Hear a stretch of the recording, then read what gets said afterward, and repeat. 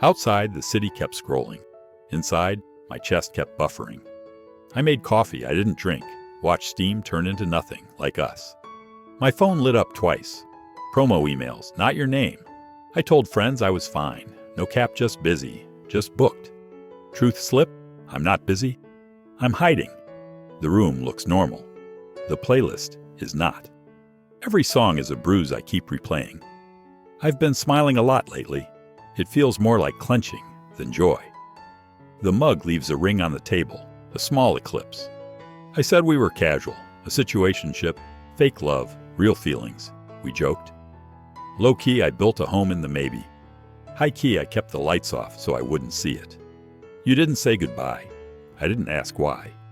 I just stood there, main character in an empty scene, waiting for credits that never rolled.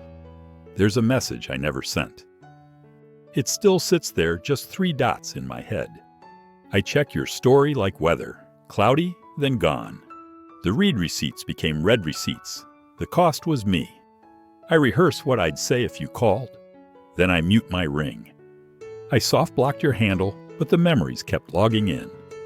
I keep posting like I'm glowing up. The glow is blue light at 2 a.m. I said I'd move on. I moved in circles. Last night I typed, "Are you okay?" and backspaced until nothing remained. I listened to the refrigerator hum like a lonely choir. I tried to laugh at a meme you sent months ago and spilled tea on my shirt instead. Sudden breach. Maybe I healed, or maybe I just stopped talking about it. I told the mirror I was over you. The mirror stayed foggy. Funny how grief is private Wi-Fi. Everyone's nearby. No one knows the password. I keep busy on purpose. Emails, errands, cleaning the sink that's already clean. Because silence does this thing, it grows teeth. I check on friends first, hoping someone asks about me. I call it caring. It's bargaining.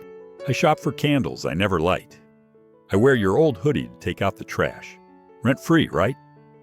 I evicted you from my phone, but you still sublet my chest, like it's a cheap studio.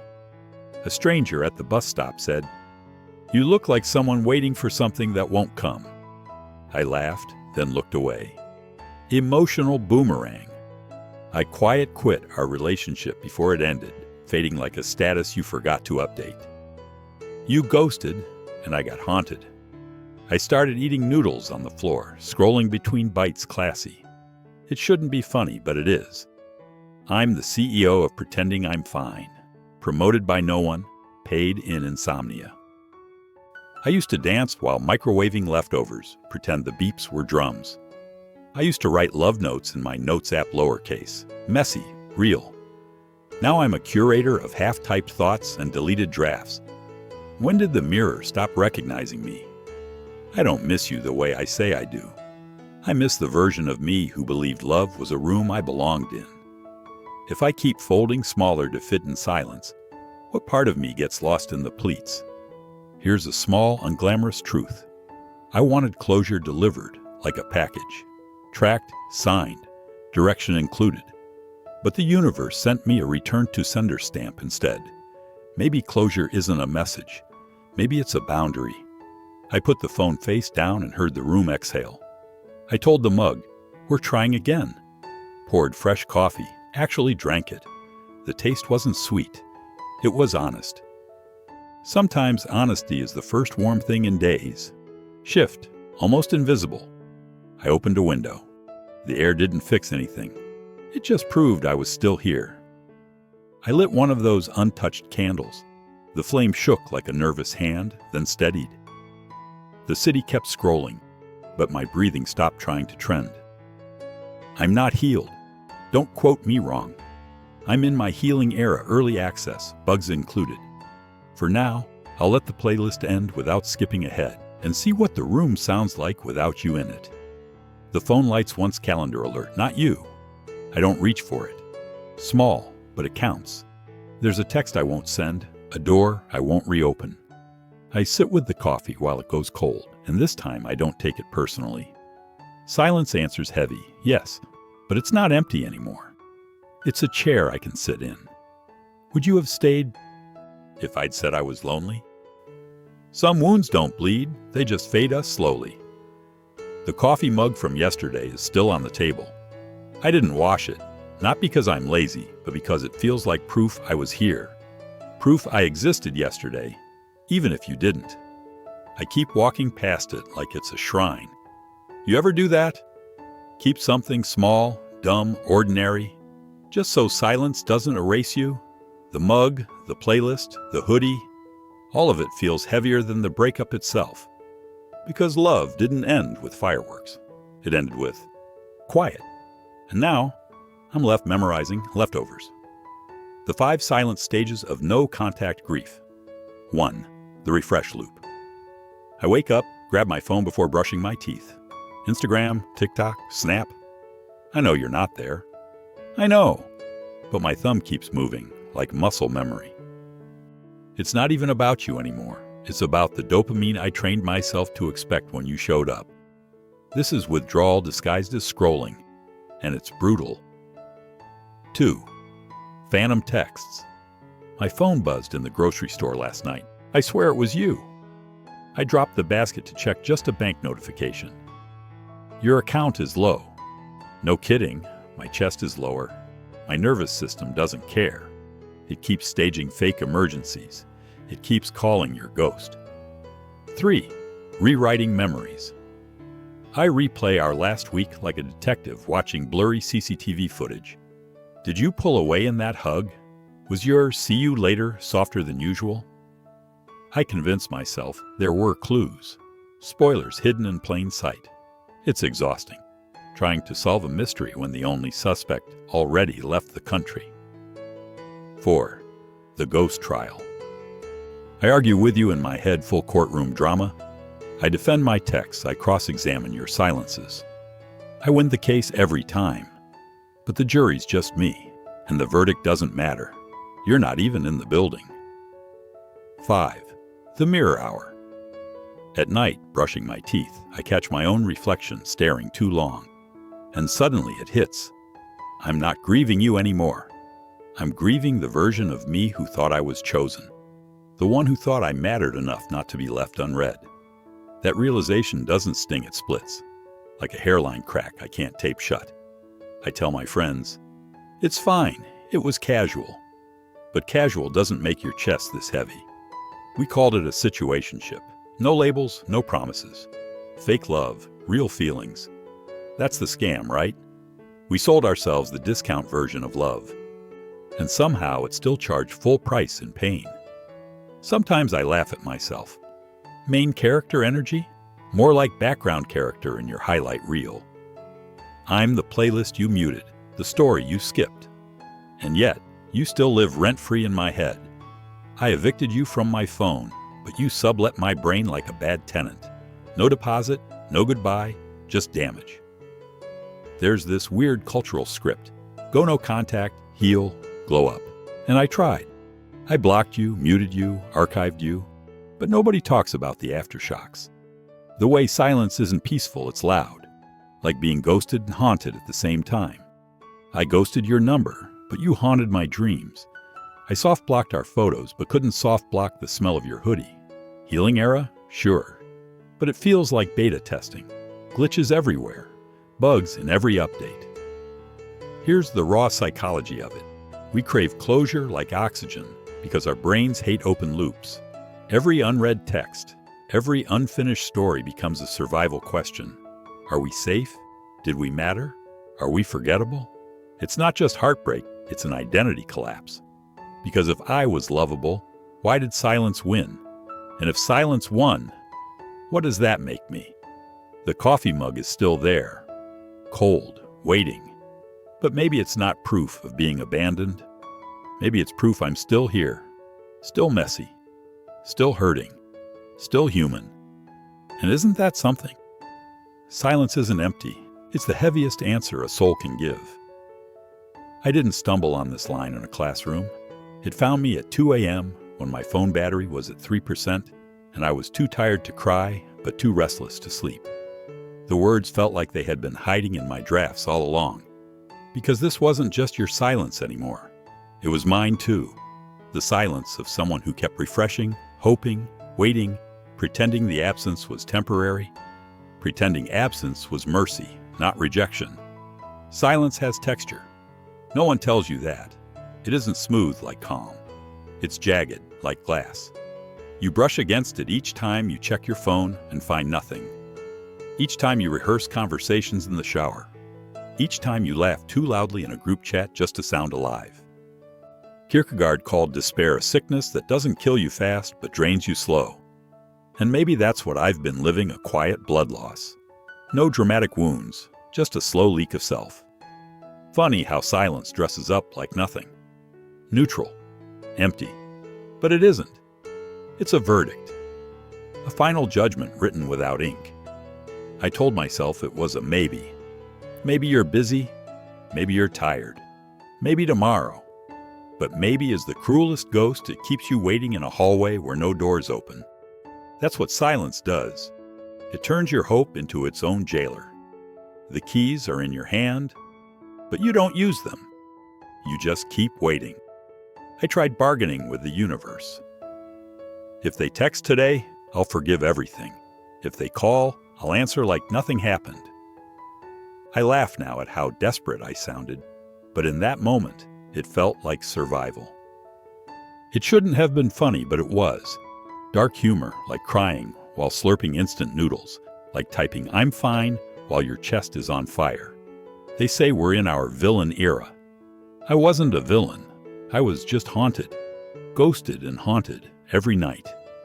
Here's the twist Kierkegaard whispered to me. Despair isn't losing someone else. It's losing yourself while waiting for them. Because every refresh wasn't about you. It was about me. Every unread message was really my question to myself. Do I exist if no one answers back? That's the secret no-contact grief hides. It's not about them anymore.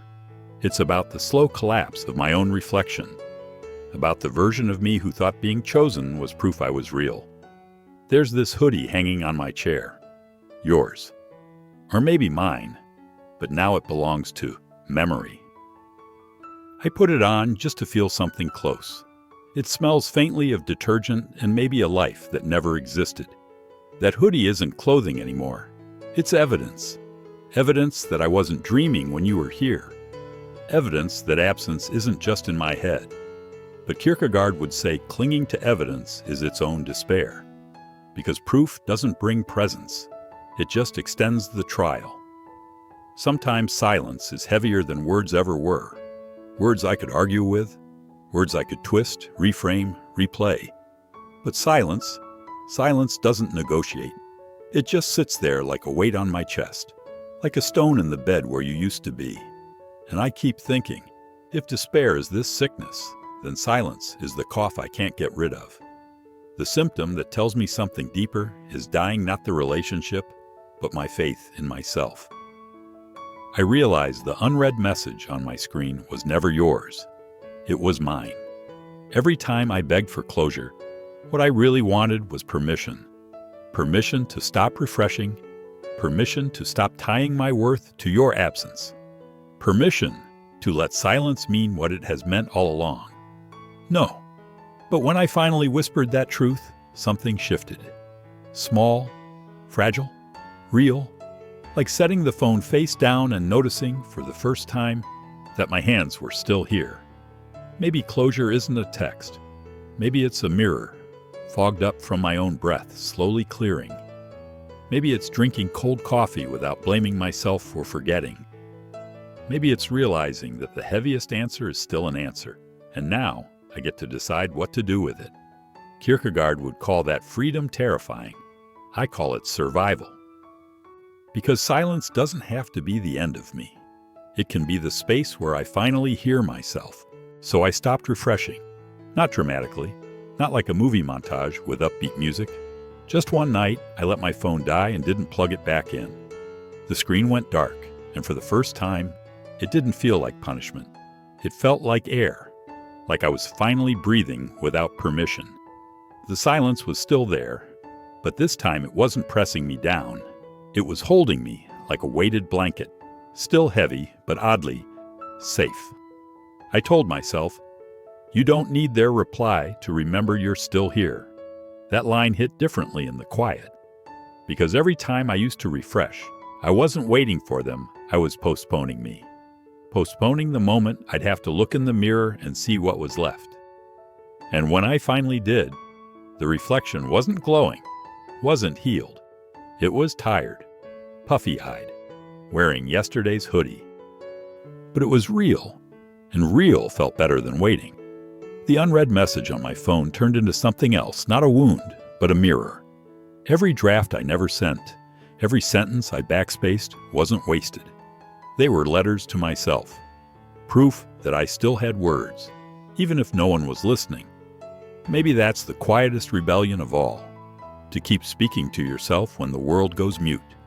I realized I didn't have to send it. The point was that I wrote it. Little shifts started happening in dumb places. I opened the fridge at 1 a.m., not because I was hungry, but because I wanted to feel something other than absence. Usually I'd stand there blank, scrolling with one hand, door open too long. That night I just grabbed water and closed it.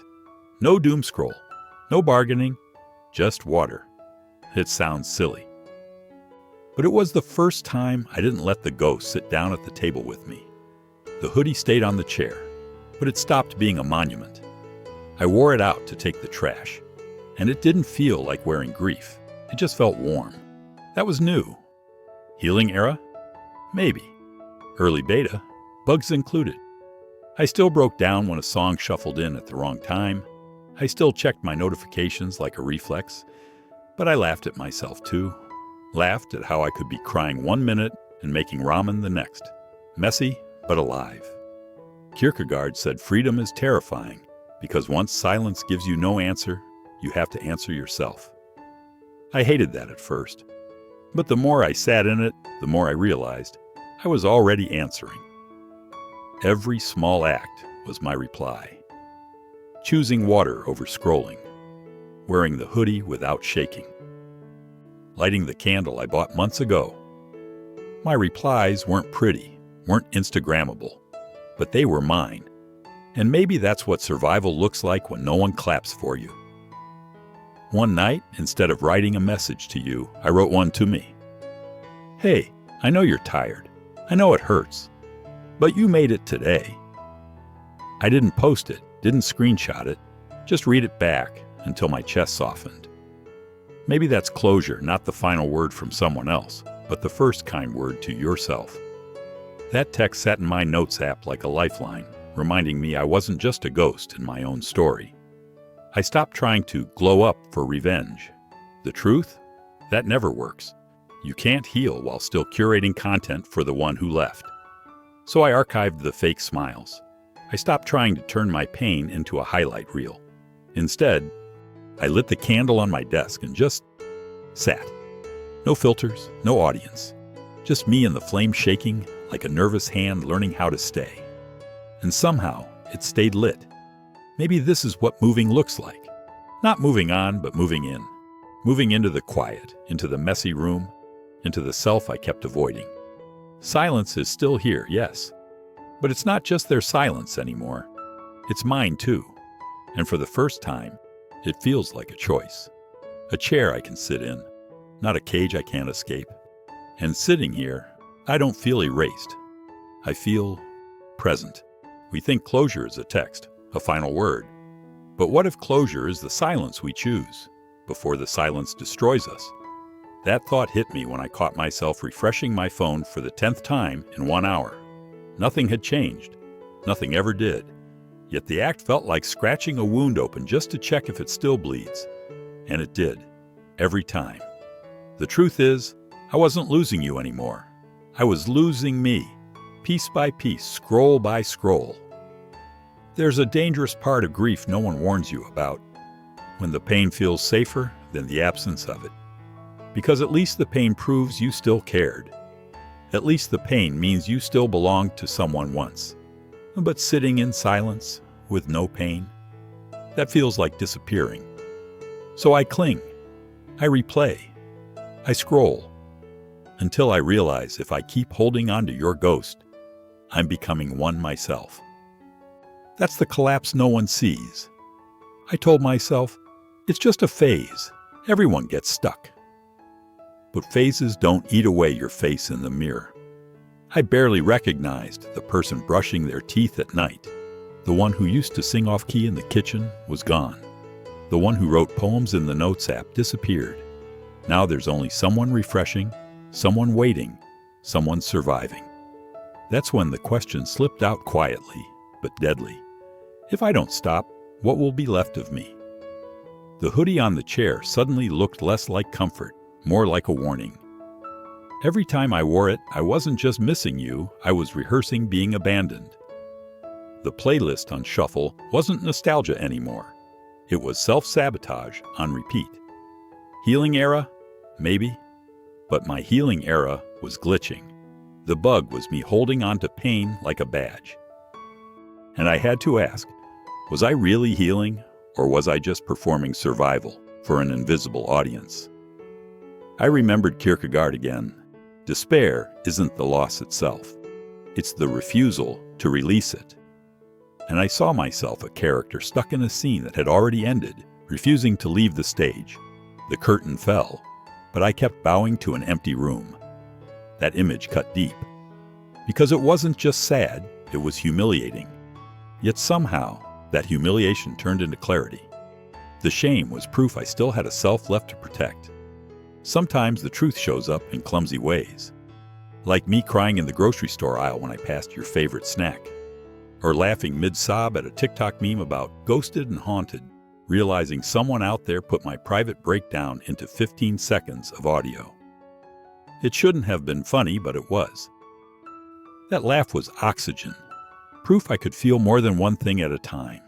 Proof I wasn't just grief. I was still messy, alive, mine. What's at stake if I don't change? Everything. My sense of self, my future relationships, even my ability to sit in a quiet room without disappearing. That's what scared me most, not losing you, but losing my own reflection until it became unrecognizable. If I kept tying my worth to your silence, I'd end up living a life so quiet, even I'd forget why it began. That's not heartbreak, that's spiritual erosion, and I wasn't ready to vanish. So I sat with the candle I had lit earlier that night. Watched the flame shake, like it was nervous too. I whispered, I don't want to disappear. Saying it out loud made the room heavier and lighter at the same time. Heavier because I admitted it. Lighter because naming a fear is the first way it loosens its grip. The flame steadied, and for the first time I believed maybe I could too. Not healed, not glowing, just here, still here. The coffee mug from earlier parts was still on the desk, cold, but this time I didn't see it as evidence of absence. I saw it as survival. Proof I made it through another day. Proof I was still here to dirty mugs, to forget playlists, to laugh at dumb memes. It's not closure. It's not a grand ending. But maybe survival doesn't need punctuation. Maybe it just needs presence. And presence is enough to keep me real. Try this tonight. Put your phone face down. Not in anger, not in defiance. Just like setting a tired book back on the shelf. I did it once, and in the stillness, the silence no longer pressed on me. It sat beside me. Heavy, yes, but not hostile. Like a friend who didn't have words either.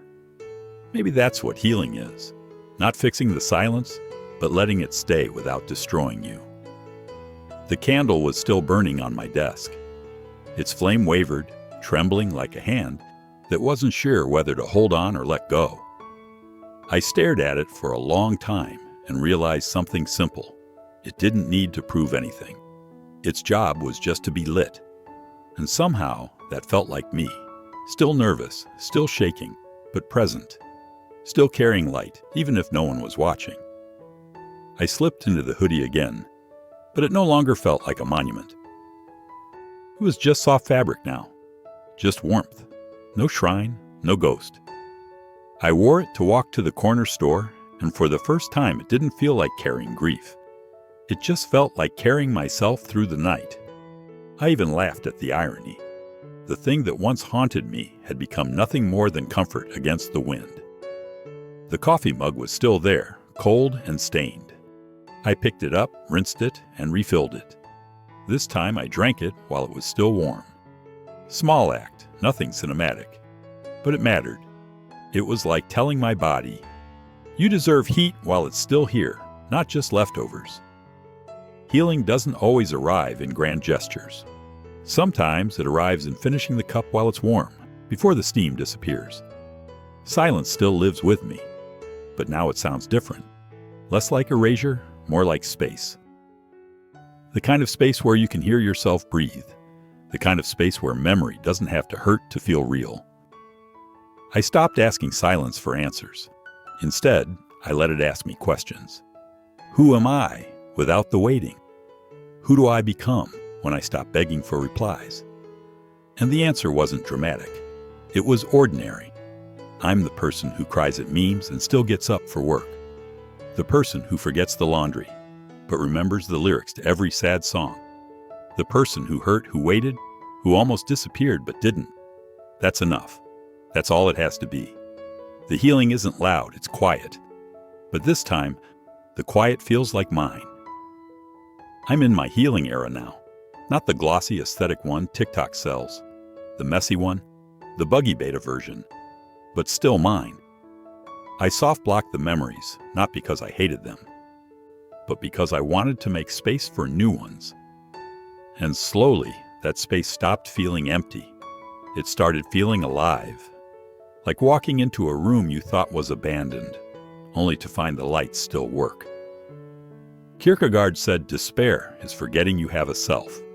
So maybe healing is remembering in tiny, ordinary ways. The candle still burning after the playlist ends. The hoodie carrying warmth, not ghosts. The coffee still hot in your hands. None of these are grand victories, but they whisper, you're here, you're alive. And you're not lost in the silence anymore. I don't know what tomorrow looks like. Maybe I'll scroll again. Maybe I'll slip back into old wounds. But for tonight, I sit in the stillness, and I'm not afraid. The flame is small, the mug is warm, the hoodie is soft, the silence is calm. That's enough. That's home.